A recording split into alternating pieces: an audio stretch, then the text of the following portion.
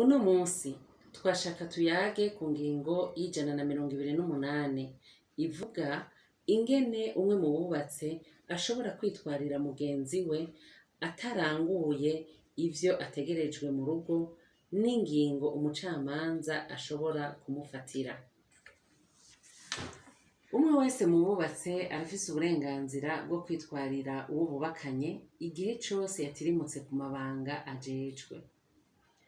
Uwitwaye ashikiriza ibirego vyiwe umucamanza wa sentare y'intango isasa aho abo bubatse baba, asaba yuko hofatwa ingingo mfatakibanza ku neza ya nyene kwitwara iy'urugo n'iy'abana. Izo ngingo zishobora gufatwa ziri ubwoko bwinshi. Zishobora kuba ari ukubangurukanya abubatse mu kubategeka kuba kubiri, kubuza uwitwariwe mu gihe kinaka ko atogaba canke agwatiriza amatungo yimuka n'ayatimuka akoreshwa n'urugo. Kutunguruza ibikoresho kiretse ivyo yakoresha ku gahanga kiwe nk'akarorero impuzu ziwe. Guha uruhusha uwitwaye ariko hubahirijwe ineza y'abatari muri ayo matati, ko ari we yokwakira agakoresha umwimbu uva mu mirimo n'ubundi butunzi bwose mugenzi we yahora aronka canke atunganya yishimikije ikibanza afise mu rugo, n'amadeni yose y'abantu boba bamufitiye. Izo ngingo kandi zirashobora gushikira abatari muri ayo matati nk'abategetsi mu ntwaro, abakoresha mu bikorera utwabo n'izindi nzego zitandukanye zifise ico zizi zigaba ku matungo, ku madeni canke ku bundi butunzi bw'abo bubakanye.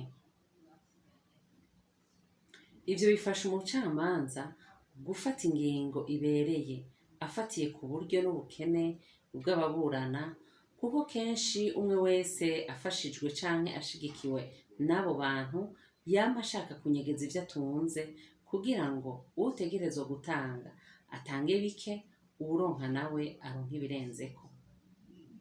Umuhari inamahoro uboneyeho aka karyo ko gusaba abo bakoresha n'inzego zose biraba, cane cane bamwe bajejwe intwaro, ngo bame bitwararika korohereza abubakanye, cane cane abakenyezi, kuko aribo benshi bama muri izo ngorane.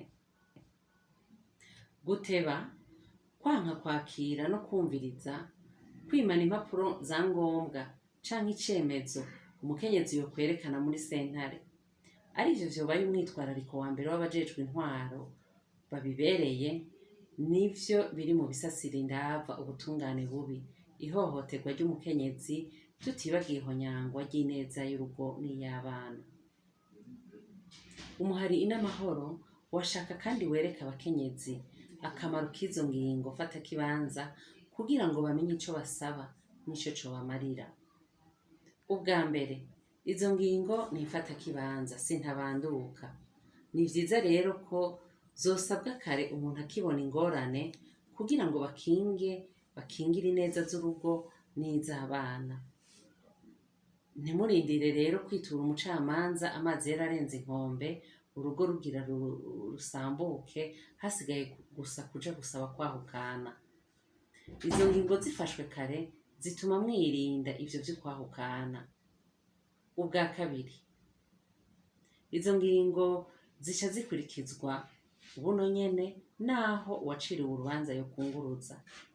Nkako, mbega umuryango worindira ko urubanza rwunguruzwa rugacibwa, udafungura, utagira aho ukika umusaya, abana batiga, eka na twa tuntu twose twa ngombwa tutaboneka, na cane cane ko bizwi ko uwutsinzwe yama arondera kunguruza kugira ngo yanke canke atevye uko bishoboka kose ishigwa mu ngiro ry'ingingo za sentare. Ugira gatatu, izo ngingo sintabanduka, zihinduka bivuye ku buryo abubatse bitwaye n'igihe cose ubuzima bw'umwe wese mu bubakanye abayemwo buhindutse. Umuhari inamahoro ntiwosozera iki kiganiro uterekanye ko naho abashizeho iri tegeko bari bagize neza mu guha ububasha bukwiye sentare kugira ngo ifate ingingo hakira gihaze, kuko itaciye ishinga ikiringo ntarengwa kugira ngo izo ngingo z'amasentare zize kare ibintu bitarayangara, ineza y'urugo n'iy'abana itarahonyangwa.